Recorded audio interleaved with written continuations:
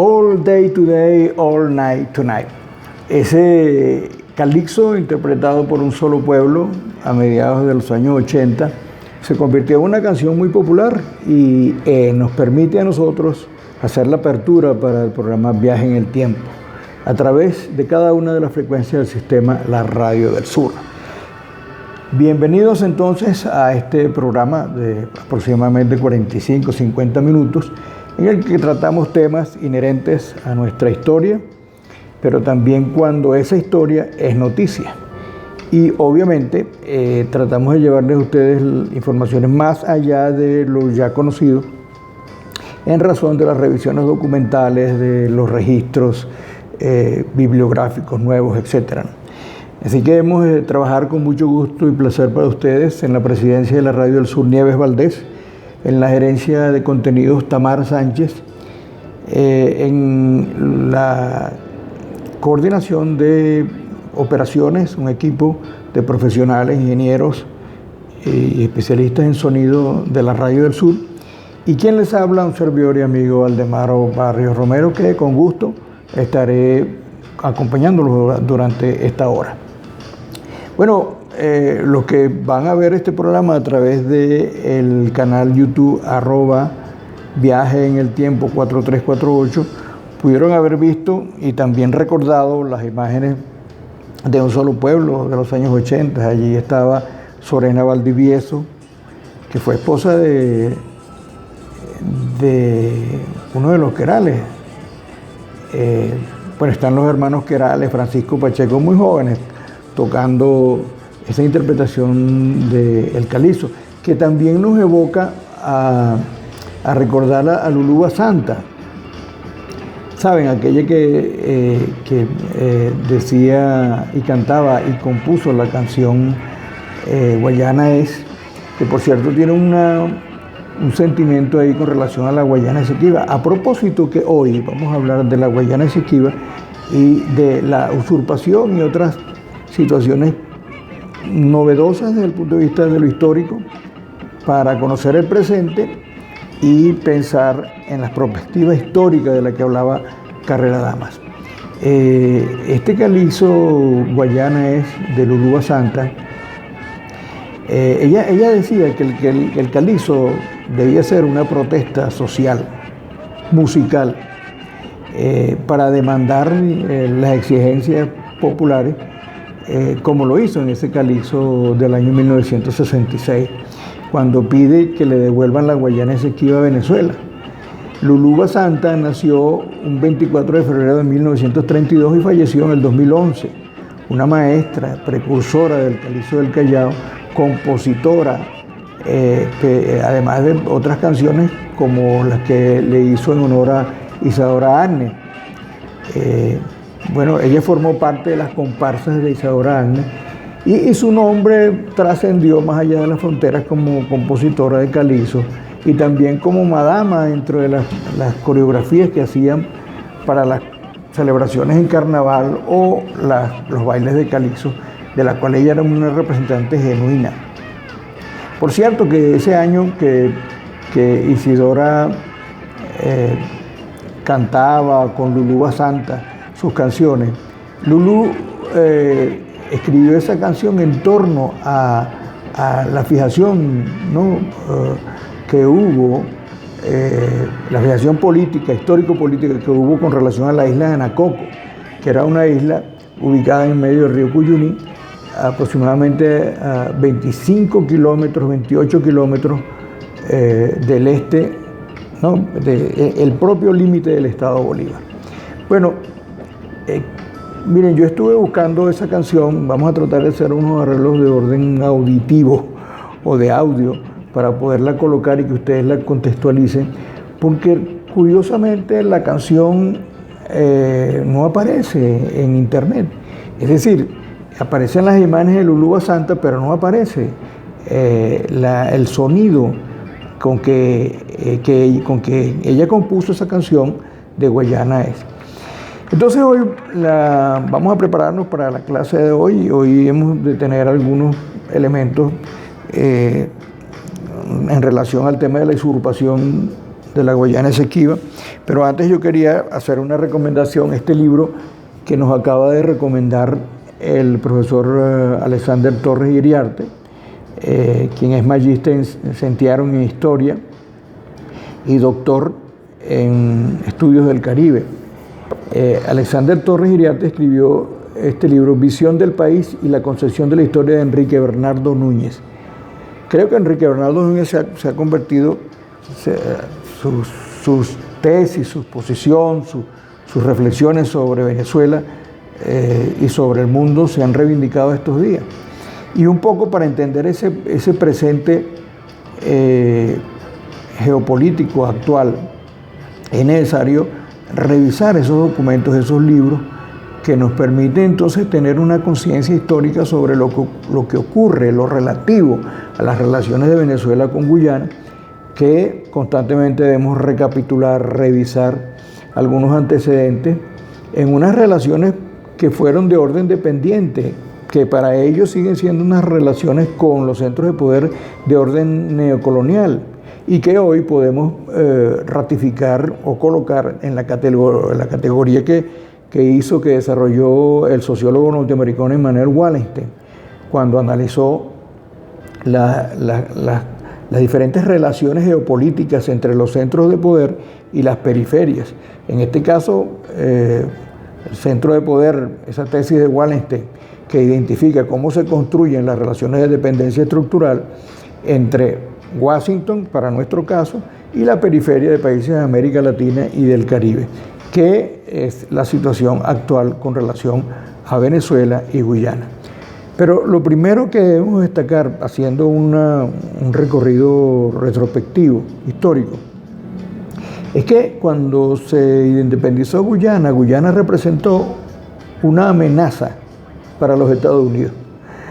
Cuando se constituyó como República Federativa en 1966, tenía dos partidos que liderizaban ese país, que tenían raíces en la izquierda, que eran de origen socialista o comunista, los dirigentes digo, y que, bueno, por razones de tiempo nos vamos a remitir expresamente al tema de la independencia de Guyana y de dos líderes fundamentales que fueron Forbes Burhan, del que fundó el Congreso Nacional del Pueblo, y Chedi Hayan o Chedi Hagan, que fundó primero, junto con Burhan, el Partido Progresista del Pueblo. Quiero significarles que esos partidos todavía existen y son parte de la estructura política de Guyana. En este caso, el presidente actual, Irfan Ali, es del Partido Progresista del Pueblo Cívico, con un agregado. Y David Granger, que fue el anterior presidente, era del Congreso Nacional del Pueblo. El CNP, o Congreso Nacional del Pueblo, nuclea a gente de origen afro. Y en el caso del Partido Progresista del Pueblo, nuclea a personas de origen provenientes de la India o descendientes de migrantes de la India o de esclavizados de la India que fueron trasladados de manera forzosa por Gran Bretaña hacia esos territorios de Guyana. Bueno, en el caso de Forbes Burhan, él mantuvo relaciones cercanas con el gobierno de Kennedy desde principios de la década de los 60, y a pesar de que el gobierno de los Estados Unidos lo consideraba socialista, era preferido por cuanto lo calificaron, lo estimaron como moderado ante quien era su rival y que anteriormente fueron quienes fundaron el Partido Progresista del Pueblo, que era Chedi Hayan o Chedi Hagan, a quien pues calificaron los norteamericanos como peligroso para la democracia occidental. Y estamos hablando de la época de la Guerra Fría, en los años 60. Ahora, esos vínculos de Burhan con primero el gobierno de Kennedy, después el gobierno de Johnson y así sucesivamente, se consolidaron cuando él fue electo primer ministro de Guyana Británica entre 1962 y 1966. Recuerden que en ese periodo, 62-66, Guyana era una colonia de la Gran Bretaña y se correspondía con lo que dijera el gobierno monárquico británico. Pero en 1966, cuando Guyana se libera, entre comillas, cuando Gran Bretaña la independizó, entre comillas, Forbes Burhan fue elegido primer ministro, luego primer presidente de la naciente República Cooperativa de Guyana. Sin embargo, algunos documentos que han sido liberados recientemente indican el grado de compromiso que tenía este líder guyanés con los gobiernos de John F. Kennedy, de Lyndon Johnson y de Richard Nixon, ¿no?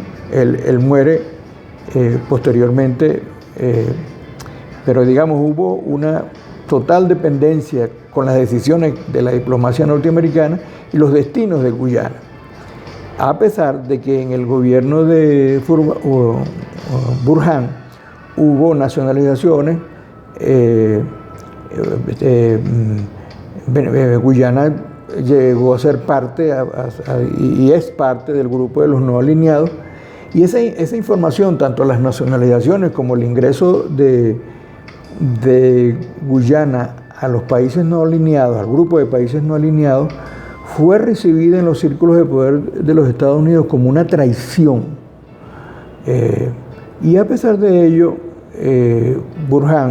Forbes Burhan, del partido PPT o PPP, Partido Progresista del Pueblo, eso es The People Progress Party en términos del inglés. Él siguió manteniendo los vínculos cercanos, muy cercanos, con agentes del gobierno y, por supuesto, la presencia de la Agencia Central de Inteligencia durante todos los gobiernos de Burhan fue una constante. El otro dirigente que es bueno que nosotros conozcamos, y esto lo estoy diciendo porque si no conoces a tu vecino, ¿cómo puedes conocer cuáles van a ser sus relaciones contigo? Fue Chedi Hagan. Chedi Hagan fue un dirigente juvenil comunista guyanés que se fue a los Estados Unidos a estudiar, estudió odontología, creo, medicina.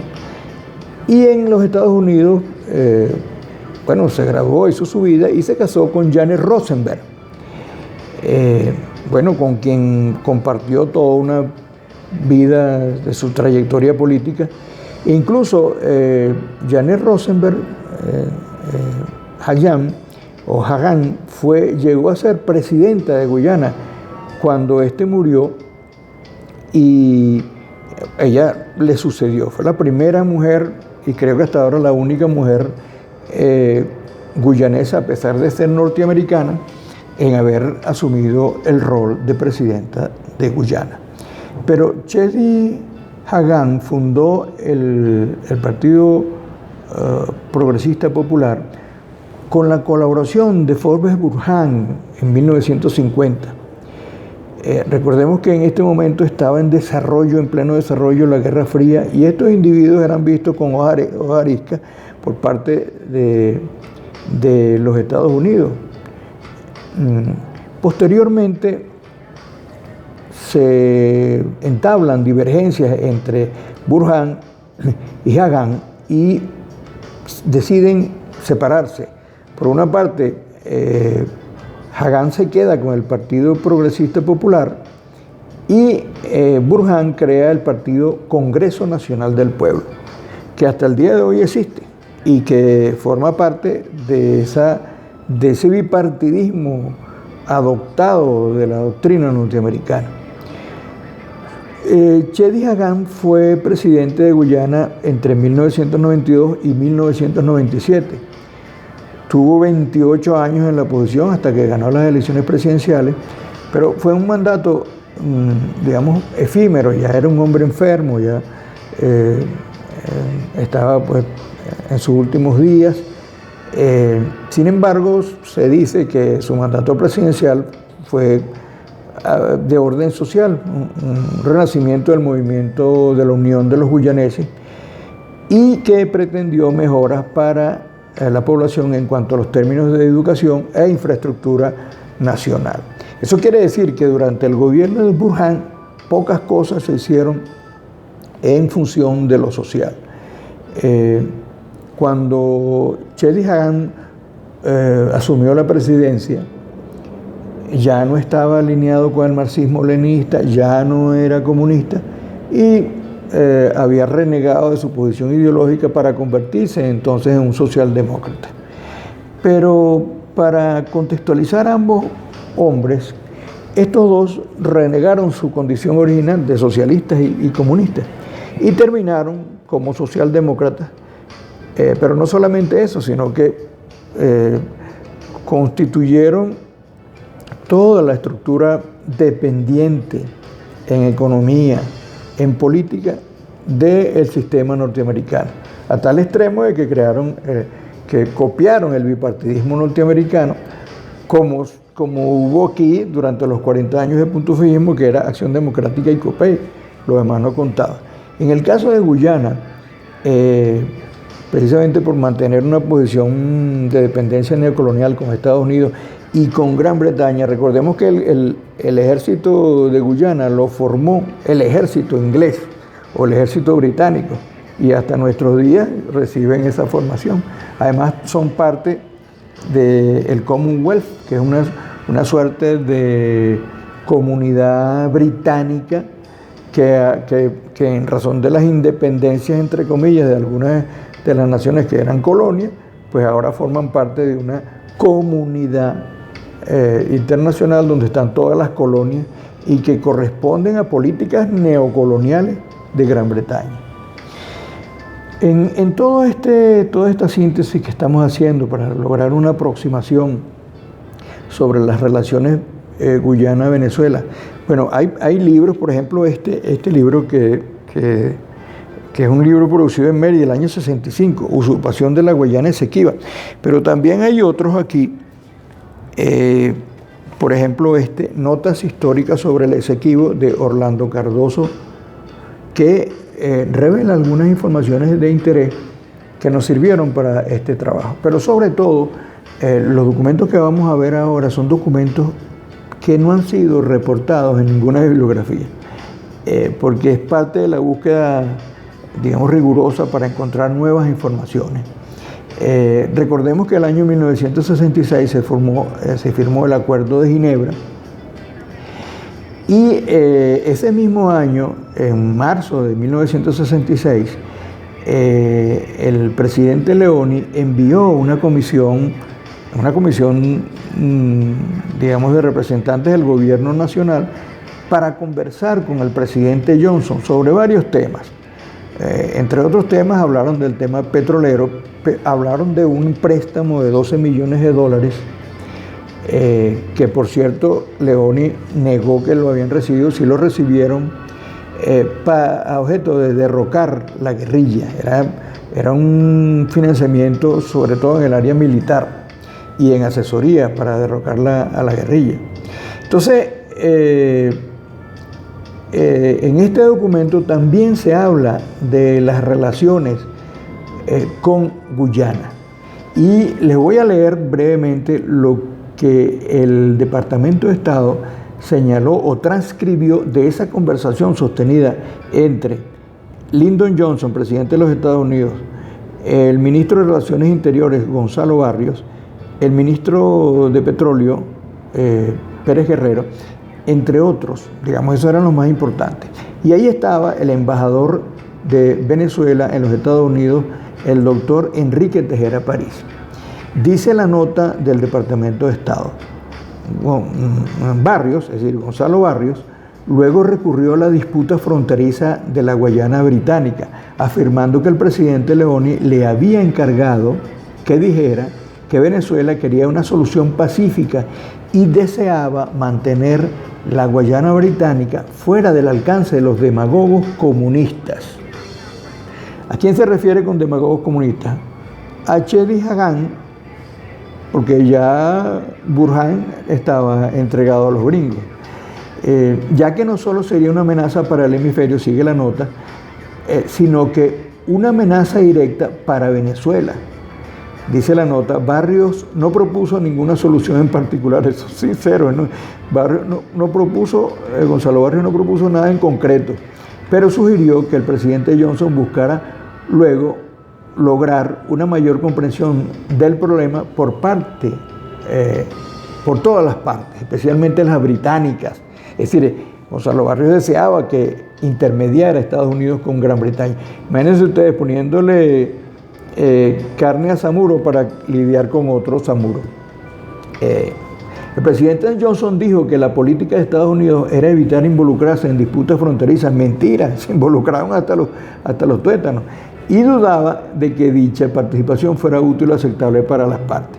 Claro que sí tuvieron injerencia a tal extremo y esto es lo cumbre, que ese informe del Departamento de Estado da cuenta de la presión que ejerció Estados Unidos contra Venezuela, escúchese bien, contra Venezuela, para favorecer la elección de su protegido, que era Forbes Burhan, y cuyas elecciones ganó en 1968. Bueno, pero tal fue la injerencia y la manipulación impositiva del gobierno de Johnson, que nos permite entender hoy los niveles de tráfico, de influencia y de presión que ejercían y ejercen los gobiernos de Estados Unidos sobre nuestra región, en esa relación que estableció Wallenstein de centro y periferia, no solamente ayer, sino hoy. Fíjense ustedes esta perla, que se las voy a decir antes de llegar al corte. El canciller venezolano, dice la nota del Departamento de Estado, Ignacio Iribarren Borges, el 9 de julio de 1968, propuso al presidente Leoni un decreto. ¿Qué decía ese decreto? Ese decreto reclamaba 9 millas o intentaba reclamar 9 millas de mar territorial más allá de las 3 millas reclamadas por Guyana frente a las costas del territorio en disputa. Dice la nota, una nota explicativa publicada con título señaló que Venezuela reclama un mar territorial de 12 millas frente a su propia costa y desea dejar constancia de su reclamo sobre un área similar frente al territorio en disputa. Sin embargo, dado que Guyana no reclama la zona de 3 a 12 millas, Venezuela se siente libre de reclamar la zona y, nota explicativa entre comillas, implica ejercer soberanía inmediata sobre ella mediante un acto físico de posesión o un acto concreto de dominio no declarado, que son los términos diplomáticos. Acto de dominio es posición in facto, de hecho, sobre el territorio. Pero lo más cumbre de todo esto fue la respuesta del subsecretario de Estado de los Estados Unidos, Kobe Thomas Oliver, quien fue absolutamente insolente cuando conversó con el embajador de Venezuela en Washington, Enrique Tejera, a París, 4 días después. Pero eso lo vamos a conocer luego que hagamos esta pausa en Viaje en el Tiempo. No olvide y recordar darle like en el canal YouTube Viaje en el Tiempo 4348 y hacer el like, por favor, y también compartir, pero además de eso suscribirse al canal para los efectos de mantener constante las informaciones que damos, las informaciones de orden histórico, porque aquí es cuando la historia es noticia. Ya regresamos con más de Viaje en el Tiempo.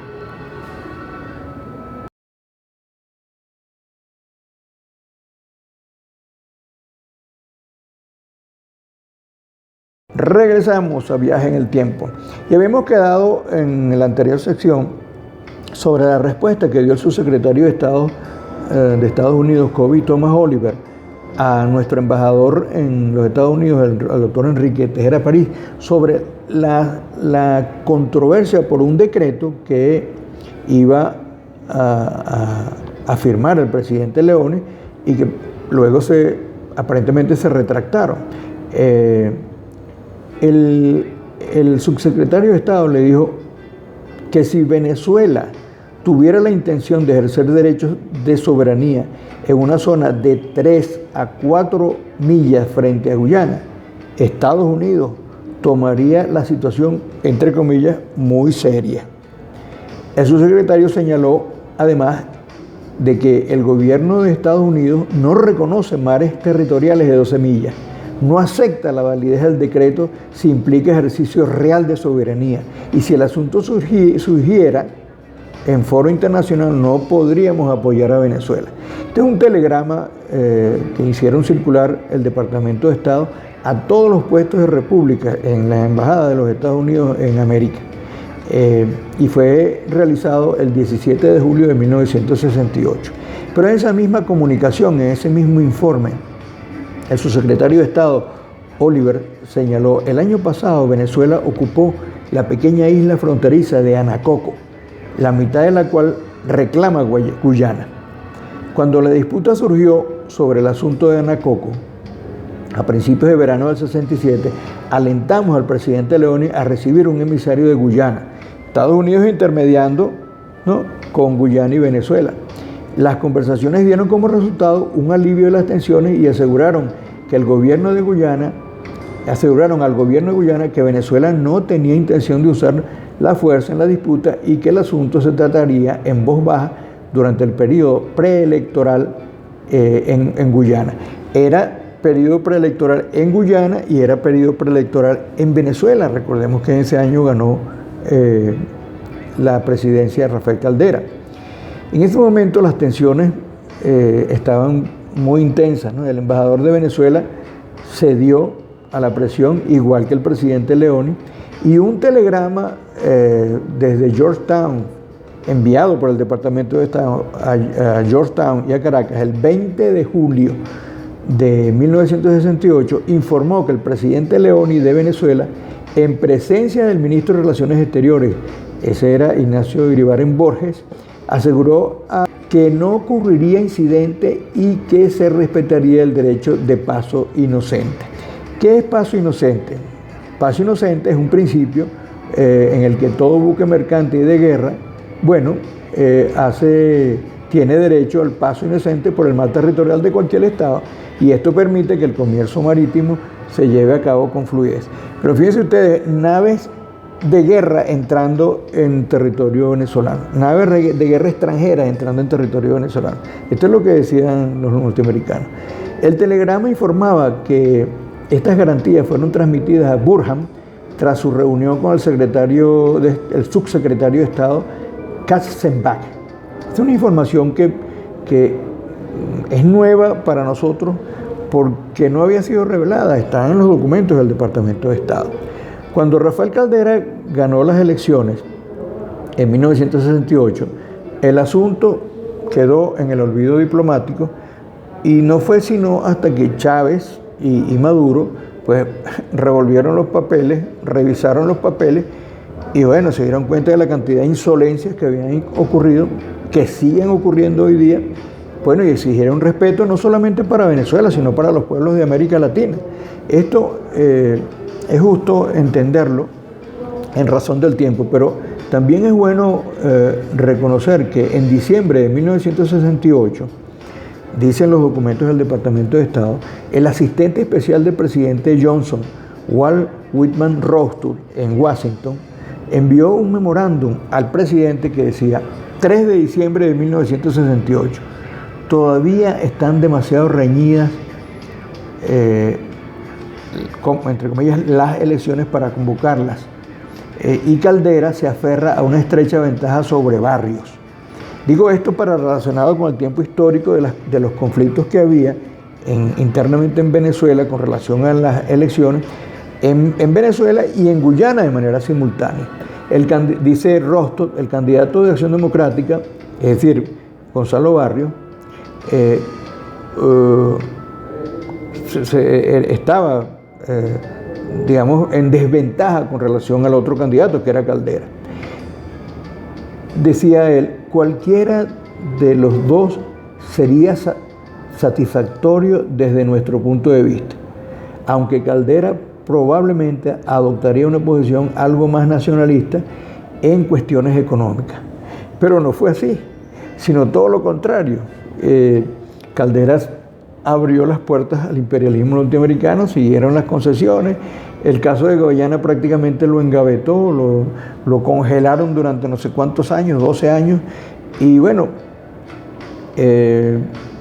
quedó hasta estos momentos que de nuevo se está revisando el acuerdo de Ginebra, etc. Pero lo mismo ocurría en Guyana, porque tanto Burhan como Hagan tenían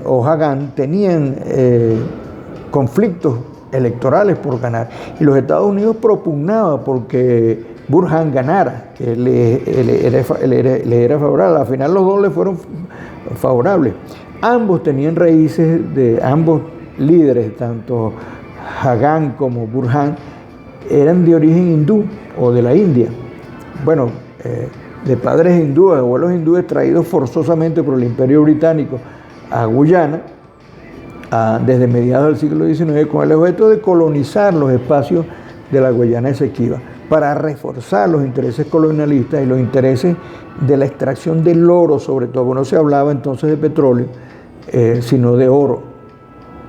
Y allí, junto con los esclavizados negros, que hoy constituyen una minoría, por cuanto los controles de poder que mantiene el poder en Guyana, valga la redundancia, los tienen los de origen indio, mientras que los pueblos afro están en segundo plano y en plano imborrable, es decir, borrados del mapa político del poder, los pueblos originarios, que no aparecen en ninguna posición de poder. De verdad que hoy los herederos de Burhan y de Hagan, es decir, Irfan Ali y Barrat Jadeo, que son del Partido Progresista Popular Cívico, llamado hoy, y David Granger, que fue el anterior presidente del Congreso Nacional Popular, siguen los mismos lineamientos del Departamento de Estado y de las transnacionales petroleras como la Exxon, mientras que Venezuela sigue sus designios soberanos de independencia. Yo creo que es importante destacar en este momento que, uno, es para nosotros poder entender las estrategias de Guyana y de los Estados Unidos, tenemos que conocer estos antecedentes. Es necesario revisar esos papeles, como efectivamente lo ha hecho la comisión que lidera el diputado Hernán Escarrá, y que obviamente está compuesta por historiadores como Samuel Moncada, pero también esta alta comisión de defensa de la Guayana. Bueno, hay altos representantes institucionales como la presidenta del Tribunal Supremo, el presidente de la Asamblea Nacional, el fiscal general, en fin, toda la institucionalidad pública venezolana. De manera que esto tiene un tratamiento de Estado privilegiado o de alta prioridad nacional. De manera que conocer todos los aspectos del histórico en retrospectiva sobre las relaciones Venezuela-Guyana y esos entretelones que hoy están apareciendo a la luz pública, lo que permite es consolidar la conciencia histórica del pueblo venezolano sobre la necesidad presente de reivindicar los derechos soberanos de Venezuela en este territorio. Bueno, nosotros hoy nos hemos aproximado a este tema aproximándonos a un conocimiento documental del mismo, bibliográfico, como estos libros que ustedes ven aquí, en notas históricas sobre el Esequibo Orlando Cardoso. En la medida en que nosotros tengamos más acceso a libros que no tengan problemas con derechos de autor, nosotros se los haremos llegar a través del canal YouTube. Sin embargo, estos libros reposan en la biblioteca del Centro Nacional de Estudios Históricos, donde usted puede también llegarse en la Casa Bicentenario, en el piso cuarto, en la avenida Universidad, justo al lado del Palacio de las Academias, donde antiguamente funcionaba la Biblioteca Nacional, en el piso cuarto. Y aquí estamos completamente a la orden. Quería decirles que este programa que es una producción nacional independiente, pero que es un compromiso con el pueblo venezolano para consolidar eso que nosotros llamamos la conciencia histórica del pueblo venezolano. Nos complace que ustedes hagan comentarios, preguntas, opiniones de programas incluso que ustedes quieran que uno divulgue a través del canal YouTube @Viaje en el Tiempo 4348. Voy a repetirlo y lo van a ver en el banner. @Viaje en el Tiempo 4348. Eventualmente a través del Facebook Live también, o el Facebook también pueden conseguir estos programas. Nosotros con mucho gusto y placer para ustedes trabajamos en la presidencia de la Radio del Sur Nieves Valdés, en la gerencia de contenidos Tamar Sánchez, en los controles el equipo técnico de la Radio del Sur, quien les habla un servidor y amigo Aldemaro Barrios Romero, invitándolos para una nueva oportunidad, para de nuevo aproximarnos o, como decía Unamuno, profundizar, ¿no? Irnos al fondo de este mar, océano que es la historia. Un placer para mí haberlos acompañado durante esta hora y nos vamos a despedir. Vamos a tratar de ubicar un audio que ha sido difícil, que no sé por qué razón, es curioso, ¿no? Que no aparecen las imágenes de Lulú Basanta y la canción Guayana es, pero no aparece el sonido. Si no aparece esa canción, vamos a tratar de colocar Woman del Callao con Julio Delgado y Un Solo Pueblo, que fue un exitazo durante los años 80. Hasta una próxima oportunidad. Nos veremos.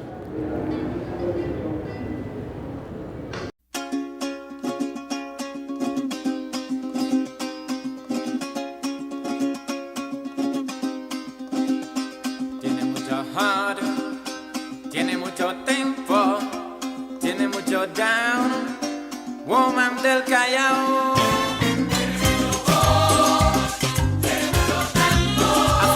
Tiene mucho down, Woman del Callao.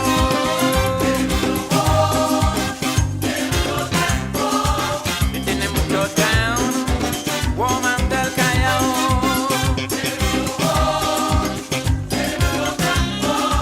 Tiene mucho down, Woman del Callao. She's accustomed to love the man that going to El Callao. All the woman has the calypso into the blood. When you go to quit like to living dancing in this paradise. Every time,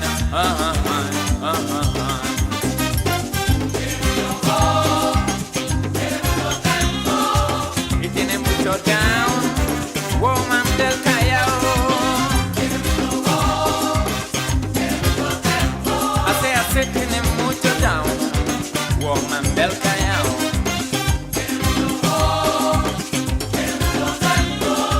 Y tiene mucho down, Woman del Callao. She's accustomed to love the man that going to El Callao. All the woman has the calypso into the blood. When you go to quit like to living dancing in this paradise. Every time,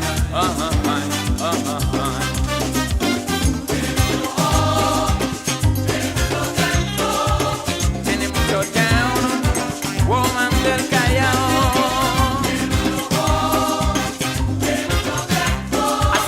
Tiene mucho down, Woman del Callao.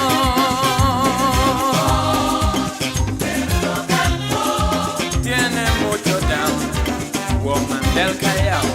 She's accustomed to love the man that's going to El Callao. All the woman have the calypso into the blood. When you go to quit life to living dancing in this paradise. Every time,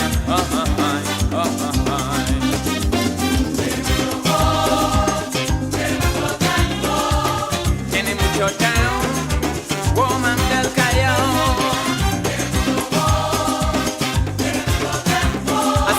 Tiene mucho down, Woman del Callao.